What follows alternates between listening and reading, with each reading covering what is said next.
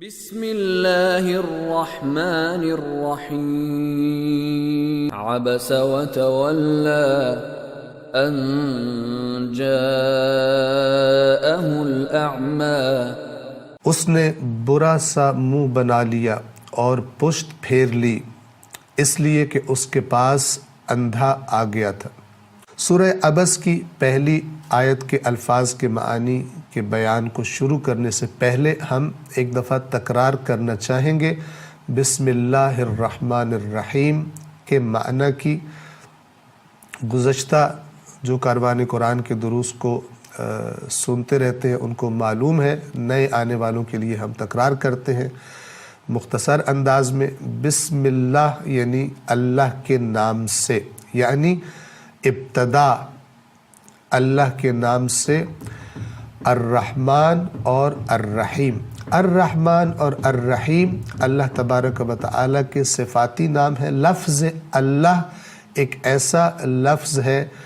کہ جس کے اندر اللہ تبارک و تعالیٰ کی، جس لفظ کے معنی کے اندر اللہ تبارک و تعالیٰ کی تمام صفات کا معنی جمع ہے۔ یعنی جب لفظ اللہ بولا جاتا ہے، جب ہم یا اللہ کہہ کر پکارتے ہیں تو گویا ہم اللہ کو اس کی تمام صفات سے پکار رہے ہیں۔ اللہ تمام صفات کا جامع لفظ ہے۔ اور اس کے بعد دو لفظ جو اللہ کے صفاتی نام ہیں استعمال کیے گئے، الرحمن اور الرحیم، اور گویا کہ اللہ تبارک و تعالی نے اپنا تعارف خاص طور پر اپنی دو صفات سے کروایا، اور وہ دونوں ان کا تعلق اللہ کی رحمت سے ہے۔ گویا کہ اللہ تبارک و تعالی جیسا کہ خود قرآن مجید فرماتا ہے وَرَحْمَتِي وَسِعَتْ كُلَّ شَيْءٍ، اور میری رحمت اس نے تمام چیزوں کو اپنے گھیرے میں لے رکھا ہے۔ تمام چیزوں پر اللہ کی رحمت کا سایہ ہے، اور صرف بد نصیب اور بدبخت اور انتہائی غافل انسان ہوتا ہے کہ جو اس رحمت سے اپنے آپ کو محروم کر دیتا ہے۔ وہ جو ہر وقت بخشنے کو تیار ہے، وہ جو ہر وقت کمیوں بیشیوں کو دور کرنے کو تیار ہے، وہ جو ہر وقت جس کا دروازہ کھلا ہے اور جب اس کو پکارو وہ سنتا ہے، اور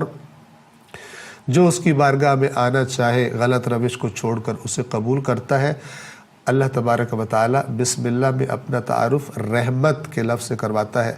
الرحمن اور الرحیم، عرض کیا کہ دونوں میں مراد رحمت ہے، تو فرق کیا ہے؟ فرق کی طرف توجہ فرمائیں۔ رحمان وہ ذات کہ جس کی رحمتیں عام ہیں، سب کے لیے ہیں، چاہے تم اس کی بات مانو چاہے تم اس کی بات نہ مانو۔ دنیا میں تم دیکھو اس کی بات ماننے والے اور اس کے نافرمان دونوں اس کی نعمتوں سے فائدے اٹھاتے ہیں، اس کی نعمتوں کو استعمال کرتے ہیں۔ یہ معنی ہے رحمان یعنی عام رحمتوں والا، الرحیم خاص رحمتوں والا۔ یہ خاص رحمتیں کن کو ملتی ہیں؟ ان کے لیے مخصوص ہے کہ جو اللہ تبارک و تعالیٰ کی طرف جانا چاہتے ہیں، اس کے اطاعت گزار بندے ہیں، خدا بند عالم کا قرب حاصل کرنا چاہتے ہیں، اس کی نافرمانی نہیں کرتے۔ ان کو جو دنیا میں خصوصی توفیقات نصیب ہوتی ہیں، نیکیاں ان کے لیے آسان ہو جاتی ہیں، نیکیوں سے وہ مانوس ہو جاتے ہیں، اللہ کی نافرمانیوں سے ان کو وحشت ہوتی ہے۔ اللہ کی نافرمانی خدا نخواستہ اگر کبھی ہو بھی جائے ان سے کسی غلطی اور خطا کے نتیجے میں،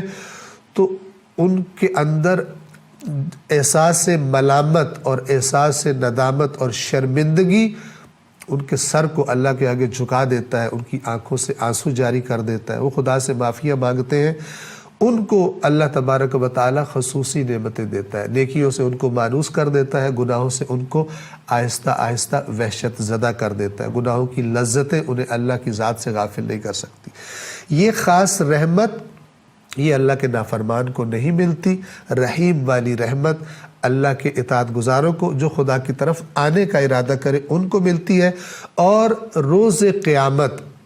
کہ جب اللہ فرمائے گا سورہ یاسین کے بیان کے مطابق وَامْتَازُوا الْيَوْمَ أَيُّهَا الْمُجْرِمُونَ کہ اے مجرموں آج تم جدا ہو جاؤ۔ دنیا میں تم اکٹھے تھے، مومنوں کے ساتھ مثلا رہا کرتے تھے، میری نعمتوں سے استفادہ کیا کرتے تھے، آج تم الگ ہو جاؤ، اب تم ان کے ساتھ اکٹھے نہیں رہ سکتے، اور اب تمہارے لیے کوئی نعمت نہیں ہے۔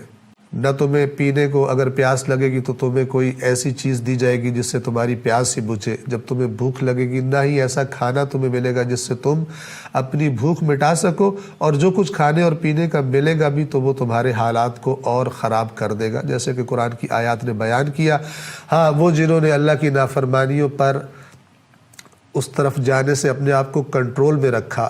رک گئے، صبر کیا، تو پھر جنت کے فرشتے ان سے کہہ رہے ہوں گے سلام علیکم بما صبرتم، کہ تم پر سلام ہو اللہ کی طرف سے۔ سبب کیا ہے؟ جو تم نے دنیا میں صبر کیا تھا، نہ نعمتوں کا چھننا تمہیں اللہ کا نافرمان بناتا تھا، اور نہ نعمتوں کا ملنا تمہیں اللہ کی مقرر کردہ حدوں سے پھلانگنے کا سبب بنتا تھا، تو وہ جو تم نے اپنے آپ کو کنٹرول میں رکھا اور اللہ کے آگے سر جھکاتے رہے، تو اب اس جنت کی نعمتیں وہ تمہارے لیے ہیں۔ لا خوف علیہم ولا هم یحزنون، نہ انہیں کوئی خوف ہوگا کسی آنے والے خطرے کا، ولا هم یحزنون، اور نہ کسی گزشتہ بات کا انہیں غم ہوگا، وہ ہنسی میں اور خوشی میں اور تمام لذات میں زندگی گزاریں گے۔ تو یہ رحیم والی خاص رحمتیں، دنیا میں توفیقات خیر، اچھائیوں سے مانوس ہو جانا،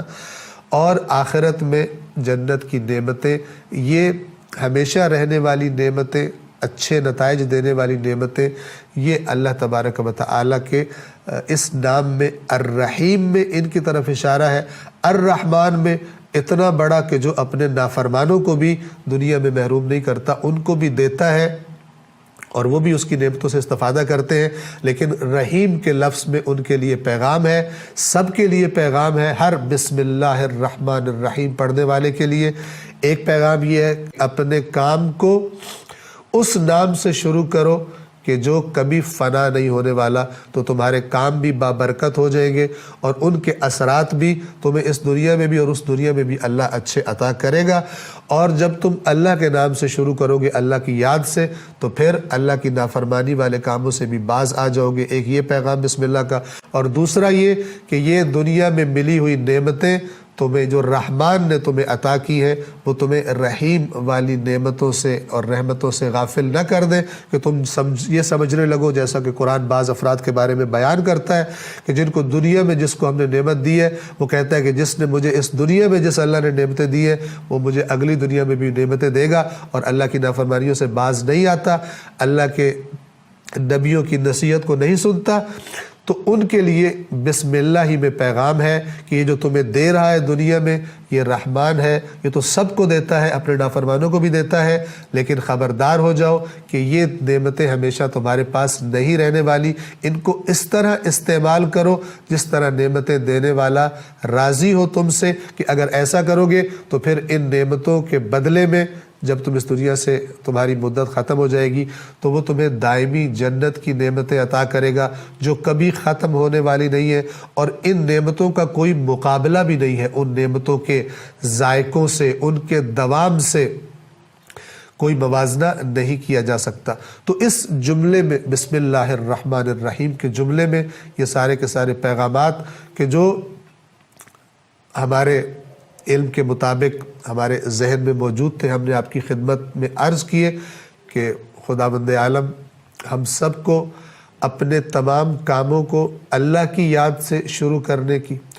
اور ان تمام کاموں کو چھوڑ دینے کی اسی بسم اللہ الرحمن الرحیم کی برکت سے کہ جو اللہ کی نافرمانی کے کام ہیں، خداوند عالم ہم سب کو توفیق عطا فرمائے۔ انشاءاللہ آئندہ درس سے سورہ عبس کی پہلی آیت اور دوسری آیت عبس وتولی ان جاءہ الاعمی،